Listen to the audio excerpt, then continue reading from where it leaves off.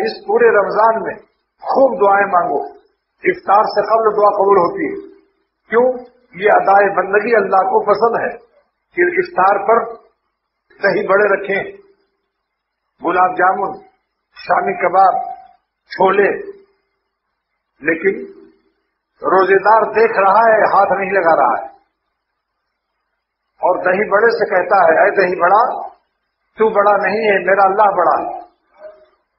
جب اذان ہوگی اللہ اکبر کی کہ اللہ بڑا ہے تب تو اس کو کھاؤں گا. تیری بڑائی اللہ کی بڑائی سے کمتر ہے بہت مزیدار. تو اللہ تعالیٰ پیاس لگی ہے، شربت روح افزا تیار ہے، یا کوئی شربت ہو، مجھے ہمدرد کو کوئی خوش نہیں کرنا. کوئی شربت مزیدار، لیمو ڈالا ہوا، برف کے ٹکڑے، زبان خشک کانٹا ہو رہی ہے، اللہ اکبر کا انتظار ہے.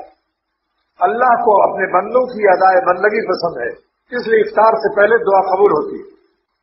سحری کے وقت میں اٹھ کر 2-4 رکعت تہجد پڑھ لو. سحری کے وقت میں اٹھے اور پیٹ میں کھانا کھا لے، 2-4 رکعت نہ پڑھے تو بہت ہی اس وقت بھی دعا قبول ہوتی ہے.